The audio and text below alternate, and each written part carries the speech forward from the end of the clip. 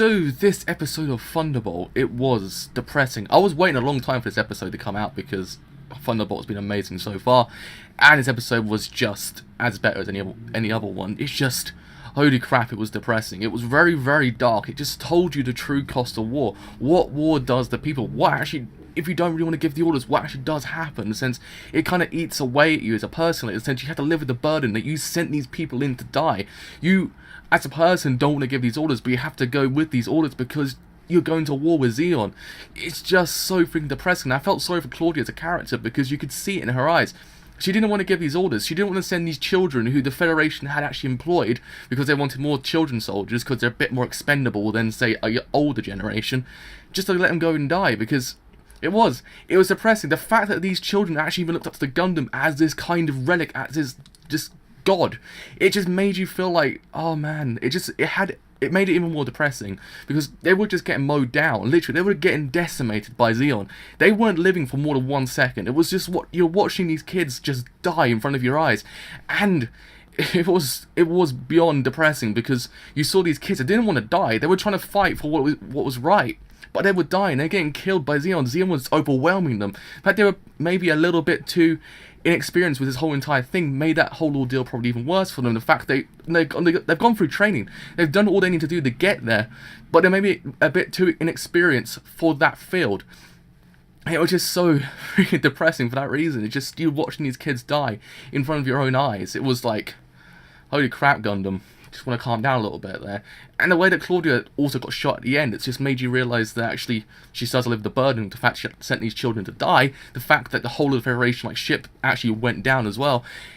It was got to a point that was kind of like, god damn it, Gundam.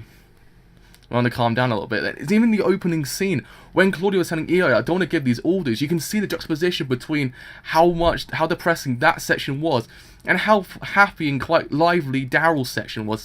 Daryl's like kind of just fleet were really happy. They were kind of upbeat, having like drinks and everything, until a point where basically one of them threw a drink at Daryl and it kind of got a bit depressing at that point. But before that, it was happy-go-lucky. It was just a massive juxtaposition between what had happened with EO and Claudia. I was kind of like, Jesus Christ, they do it freaking damn well. And the fact that at the end you kind of saw EO and Daryl go up to each other and just kind of fight, you just know the final episode or next episode will be freaking damn amazing, because I think there's actually one more episode. But my god, I'm entirely sold on this anime. This anime is freaking amazing. It just tells you how much war can do to people, what it can actually do as a psychological kind of idea. And the fact that as they were going into war, Claudia was throwing up. She didn't want to go through with this. She didn't want to do anything involved. She didn't want to send these children to die. And the fact that even EO doesn't want to send these children to die because he says you have to get home safely to prepare for the next battle. Just do what you can to get back. You can see EO as well didn't want to send these children to die, but he couldn't help it. He couldn't say no to this whole idea because they had to go to war with Zeon. They had to fight them. It was dark, is what I'm trying to say. It was one of those episodes, it kind of reminds you how dark Gundam can get sometimes. Gundam can get to a point where it's just like, holy crap, okay, jeez, alright. Animation, it was stellar. The animation was freaking amazing. It reminds me that Sunrise are freaking masters of sometimes at animation. They do such a great job sometimes. This anime looks phenomenal. It looks so perfect. The music just adds to every single scene. When the classical music just kicks in, it just adds to it. It kind of exists as its own kind of idea. The music exists as its own entity within the world itself. You know, it's just non-diegetic like music, but still, it exists in this world. You can it kind of moves the narrative along at a quite steady pace. It moves that whole like section where they're fighting along at a very steady pace.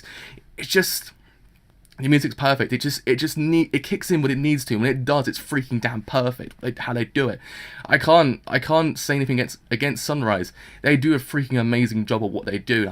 We should applaud them for this anime. This whole just 4 episodes, or 3 episodes so far. Next time 4 will be probably one of the best Gundams we've seen in a long time. It just reminds you that even in 4 episodes, they can come together an amazing story, an amazing world within these 4 episodes, and amazing characters. EO's a freaking amazing character. I love him. Daryl's an amazing character as well. Daryl's lost all 4 of his limbs, so he's technically not really human anymore. So you can see the cost of war still there.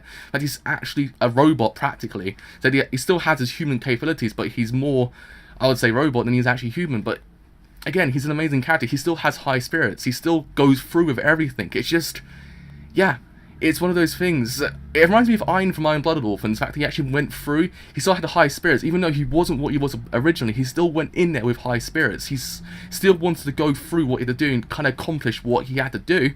But he still wasn't human. But he still needed he still had what he had to do, and he had that going through his brain. I think Daryl's exactly the same. Daryl's kind of more human than Ein was, but still, it's not echoes there. But freaking hell, this anime is freaking amazing. I want to see how it ends. Hopefully next time we actually get this episode, it comes out a bit more quicker. Because this one actually came out, I think, last month. But it got delayed a load. So the subs actually came out today. So, with all that said, I have been the driver. If you like, do leave a like quite a bit. Leave a sub.